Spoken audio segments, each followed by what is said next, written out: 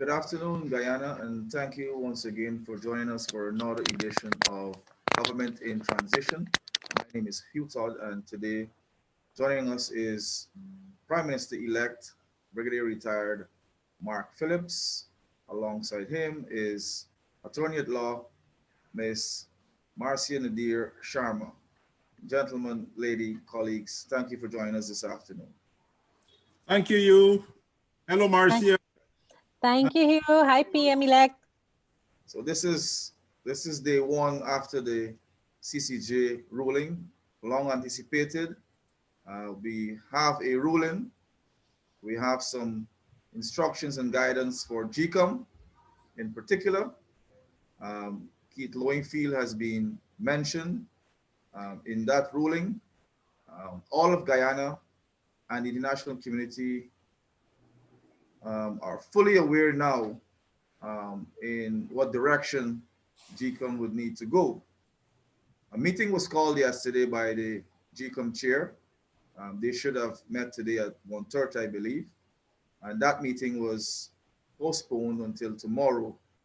That is so because the three commissioners representing the incumbent had asked for an additional day to study the judgment. Is this another delaying tactic, PM-elect? Well, thank you. We've heard of that request before.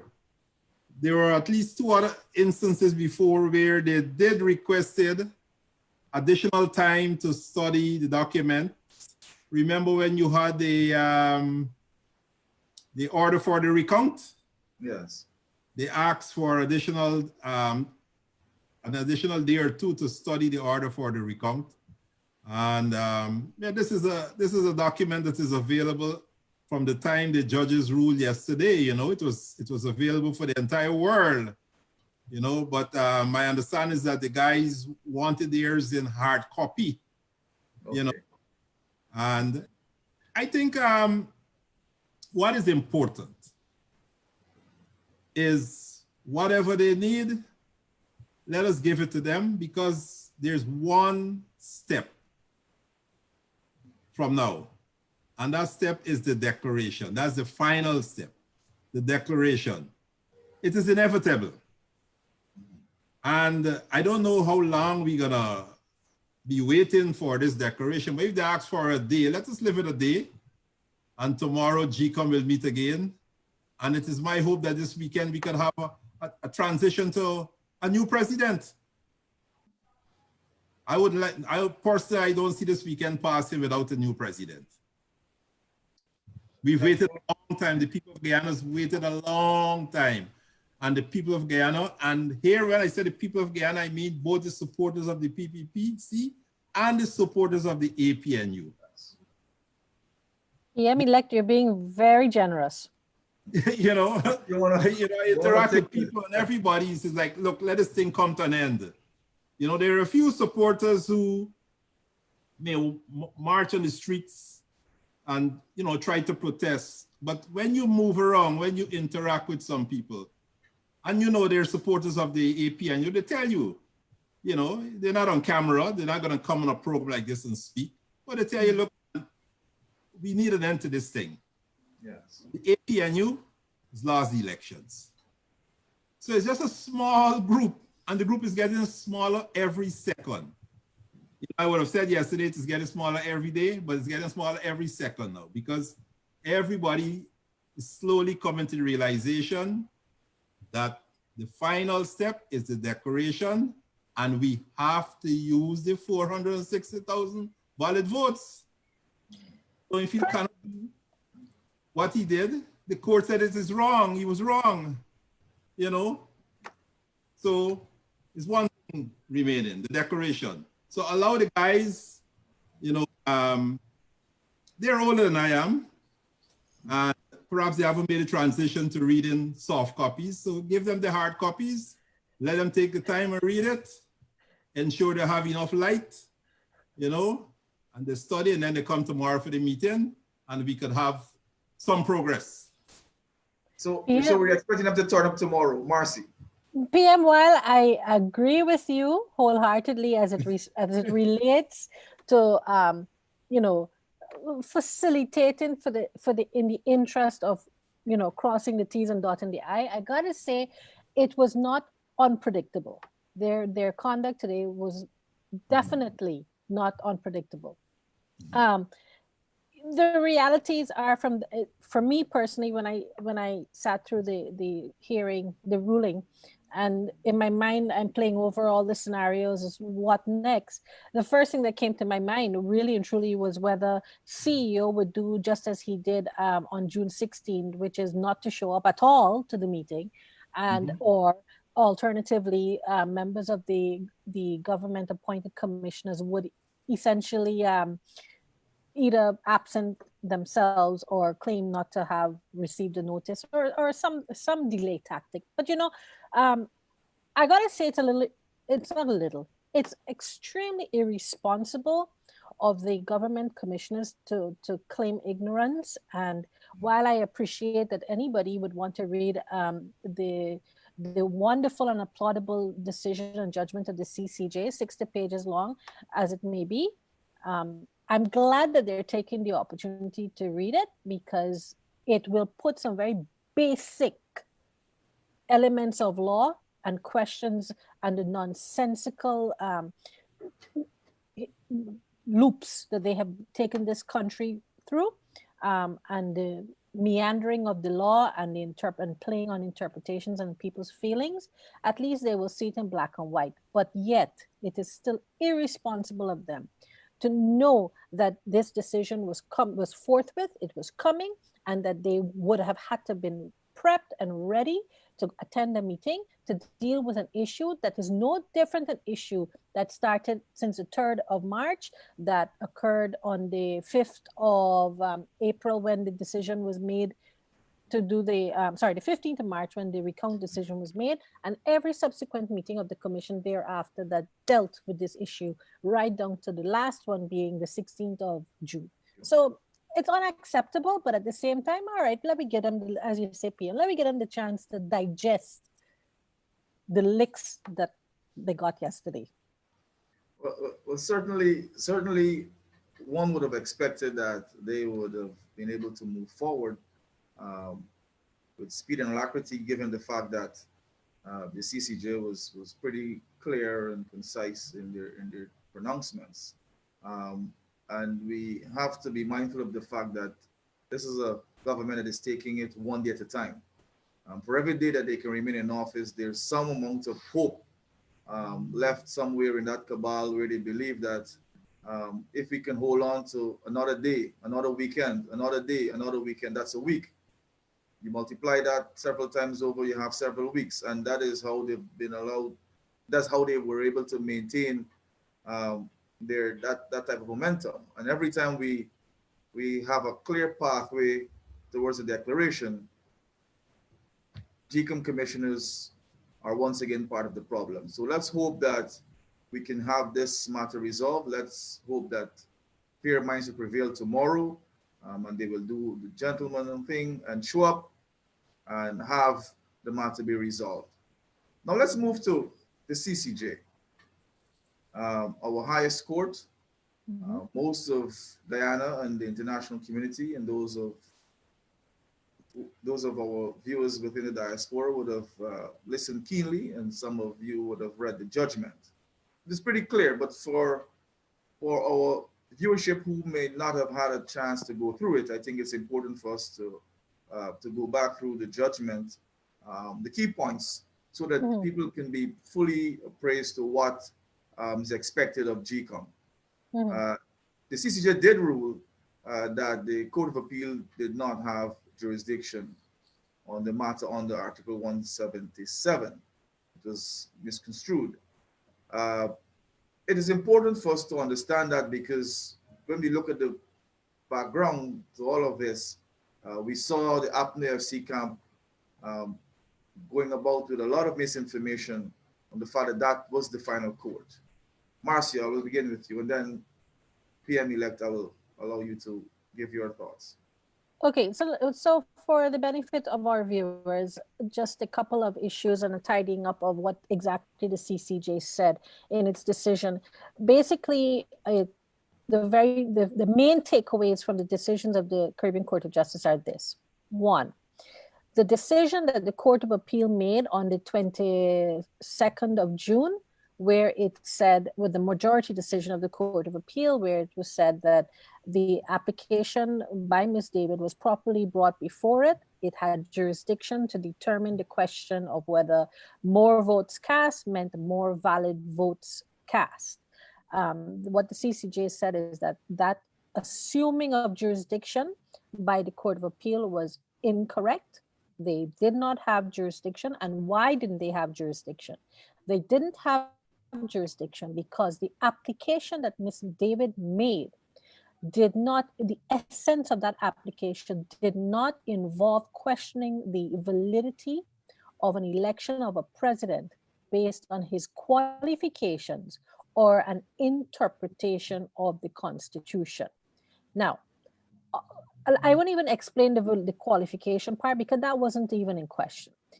What might confuse persons is that the interpretation of the Constitution part, where basically everybody will say, but look, Ms. David in her application said that I don't know what these three words mean, and I think it should mean this, okay?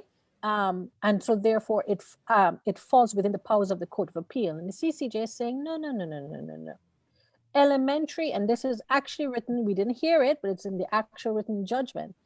Elementary constitutional law says that what is written is what it is. And Justice Saunders amply described what is written in the Constitution is meant what is written, and it means what it is, what it means, and it meant what it means, right? And so the court taking upon itself, the Court of Appeal taking upon itself the power to insert the words valid votes was not a power that they had under Article 177.2 and 177.4 of the Constitution, and therefore that whole decision was bad in law.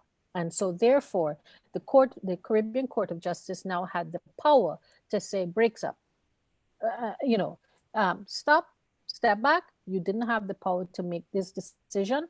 And so we can tell you, we have the jurisdiction to tell you that you erred in law. And the consequence of saying the Court of Appeal was incorrect, the majority of the Court of Appeal was incorrect in this decision, was the second takeaway. And that second takeaway is that the report that Mr. Lowenfield produced on the 23rd of June, despite a stay given by the Court of Appeal and a course of action that was frowned upon by the president of the Caribbean Court of Justice, basically says that report is therefore invalid because it was based on bad law in the first place. And if everyone would remember, if you don't remember, the CEO in presenting that report on the 23rd of June essentially said, based on the advice given and the guidance of the Court of Appeal. So if that guidance was incorrect, then your report is incorrect. And so your report has no valid meaning. It is of no effect.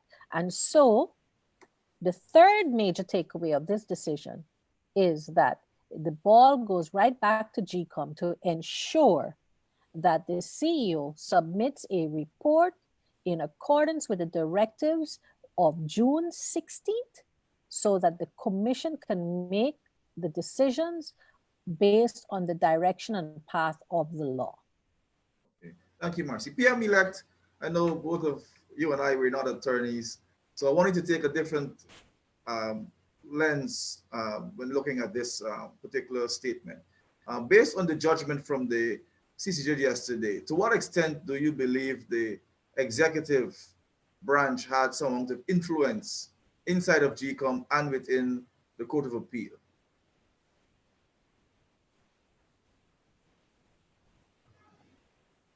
You have to mute your mic. Unmute your mic, please. Yeah, in answering the question, I prefer to say that, thanks God, we have the Caribbean Court of Justice, an independent court, a court that is not fearful or not easily intimidated or will not be intimidated by the internal politics of Guyana. Yes. And it's a court that both parties went to, and a court that both parties will respect. In the name of decency, in the name of being civilized, we have to respect the laws that we sign on to. Yes. And what is good so far, notwithstanding people trying to have their own interpretation, the bottom line is we have to respect the law, and we have to respect the ruling of the CCJ. Yes. That's important, and that is the message I would like to send out there to everyone. That is our apex court, our final court, and the court has ruled, and we must respect the court. Mind you, Go, Marcia. President Granger did say I would respect the decision of the CCJ. I respect the decision of the Court of Appeal. I'll respect the decision of CARICOM. I'll respect the decision of many things. We respect Exactly. Yes. Exactly. I hear you, Marcia. So if we follow on from that, the CCJ has spoken. So it's a timely reminder for him. Yes, and Lowenfield was highlighted because he is the chief elections officer. He is the person who would need to do the tabulation in the matrix and present that document to the commission based on the numbers emanating from the recount. The president of the CCJ, Justice Saunders, did mention in his ruling that the chief elections officer would need to adhere to the instructions provided in that June 16th correspondence. And that is very important because that will allow the process to move along the path that is lawful and that would be consistent with the will of the people. PM-elect, what are your thoughts on the going forward, given the fact that Mr. Lowenfield has already showed his hand? Do you believe that he is better informed now, to say the least, so that we can have him be part of this process? Mr. Lowenfield, the Lowenfield that I know, was always well informed. And I think what has happened now, he has a golden opportunity to correct himself. And as a statutory officer, at GCOM, he should take this opportunity and do the right thing, do the professional thing, do the legal thing. He has clear directions from the chairperson of GCOM, and all he has to do is to follow the direction. And I hope he himself would have read or received a hard copy of the 60-page judgment, and he should read it and follow it to a T. This is an opportunity. This is a saving grace for him. Okay. Marcia, what are your thoughts? But it's not just a saving grace, it's another saving grace. Another saving grace. This is not the first opportunity Mr. Lowenfield has had in the last month to do the right thing. And I say month because I ain't even looking at, I'm not even going to look at what happened during the election. I'm talking from the recount to now. Oh, yes. He has had several opportunities to do the right thing. And I mean, one had a slight glimmer of hope when his report of June 13th properly and accurately documented the total number of valid votes cast in these elections were 430,000 plus, of which the PPPC received 233,000 plus. Yes. So there was a glimmer of hope that he was going to embark on the right course of action. He will end up on the right side of history. And then lo and behold, that glimmer shattered. Well, he's a guy. So many opportunities, and he has another one now. I hope I will use this opportunity to plead with Mr. Lowenfield to do the right thing, do the professional thing, and submit the report in accordance with the ruling of the CCJ, they directed him to use the instructions you got on the 16th of June and go back and correct yourself. And what were those instructions? To prepare the declarations in accordance or using as the base the figures and valid votes cast at the national recount. The instructions were clear. There was no room for questioning or interpreting. Very, very straightforward instructions. So, as I said, he's a lucky guy, a very lucky guy, because here is Lowenfield again having an opportunity. This is the final opportunity for him to correct himself. Well, clearly he must be comforted with the fact that the CCJ would have pronounced, and he now can do the right thing, given the fact that it's our highest court. So if he wanted to obey the ruling from the Court of Appeal, he has another opportunity to be obedient to the highest court. Exactly. If he does not do that, then clearly he does not want to be on the right side of history. So he has another chance, and the entire Guyana is depending on him. The entire international community is depending on him to follow the ruling of the CCJ. So let's hope that Mr. Lowenfield, if he's looking at this program, to do the right thing. And he cannot be at fault. No one can hold him accountable for doing the right thing. He will be on the right side of history. And if he was looking for an out, let's just assume that he's been pressured, or for some reason he feels constrained to do the right thing in the past, and that he was afraid that he was, going to be, he was going to do the, he wasn't going to be doing the right thing. The universe has been saying to him for the last 128 days, yes, I'll buy. I'm giving you a chance. Fix it. I keep saying that no full page advertisement of people of unknown identities saying that we got your back can replace the fact that when you're standing in the prisoner's dock and you have to answer the question of whether you have breached your public duty, which carries with it a life sentence, okay?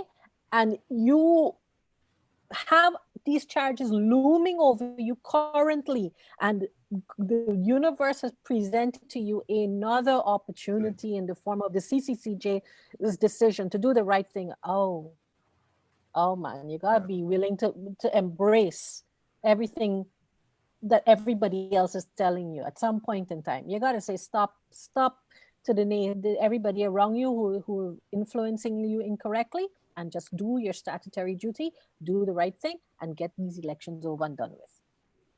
Okay, thank you.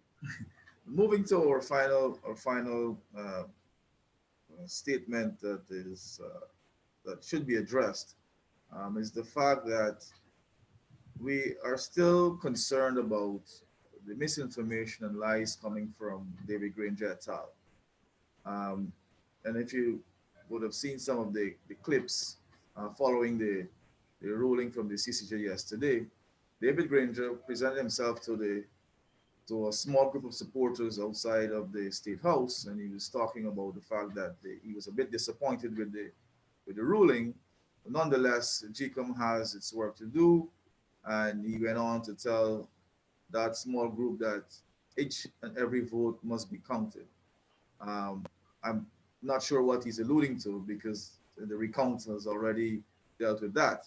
And we've had Norton speaking to his base, and he was basically saying that the CCJ has erred. They have been misguided.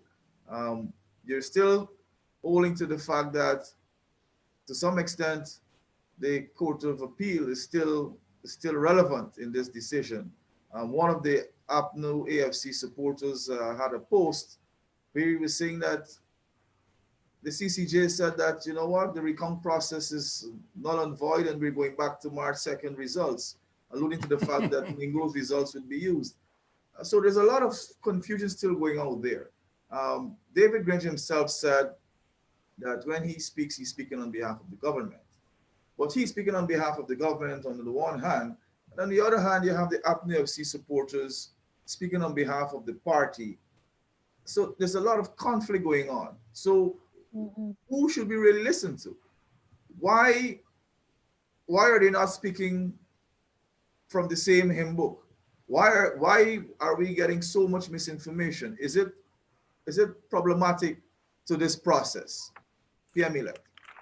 Well, I would say they're trying to keep their support base mobilized, but they're confusing the support base.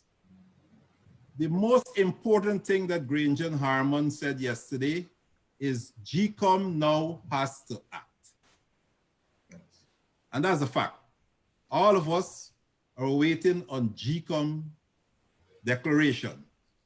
What they should have mentioned too is all the votes that were in the results of the recount are valid votes. And they need to tell the supporters that.